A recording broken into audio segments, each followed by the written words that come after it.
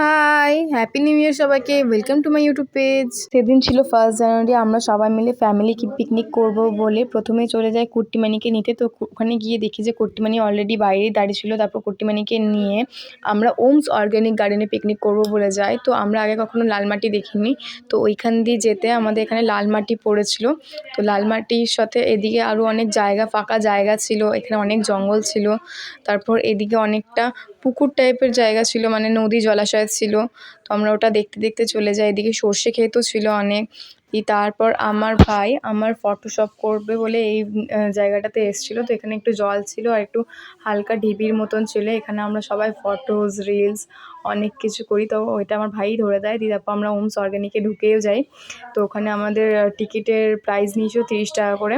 তো আমরা ঢুকে প্রথমেই চলে যাই সর্ষে ক্ষেতটা দেখতে ভেতরে। তো এখানে সর্ষে ক্ষেত ছিল, তার সাথে অনেক সুন্দর সুন্দর জায়গা ছিল। যেমন এইখানে পুরো গার্ডেনটাকে আমাদের এখানে সাজিয়েছিল।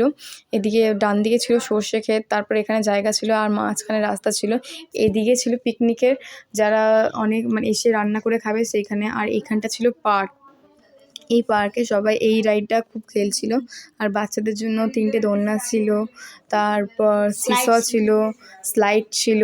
তারপর আমি আর আমার ভাই সিসো আর স্লাইডে চেপেছি। ওখানে আরও বোটিংও ছিল। তারপর উট ছিল, আমরা উঠে আর বোটিংয়ে চাপিনি। আজকে আমাদের লাঞ্চে ছিল আলুর দম, পোলাও আর চিকেন কষা আর রসগোল্লাও ছিল, কিন্তু আমরা ওটা না খেয়ে আমি আর আমার ভাই আগে আগে বেরিয়ে যাই। তারপর আমি আর আমার ভাই আরও ফটো তুলছিলাম। তো ফটো তুলছিলাম আর একটু ঢং করছিলাম, দিয়ে আমরা আস্তে আস্তে বাড়ি চলে আসি। দ্যাটস ইট, ইয়ে।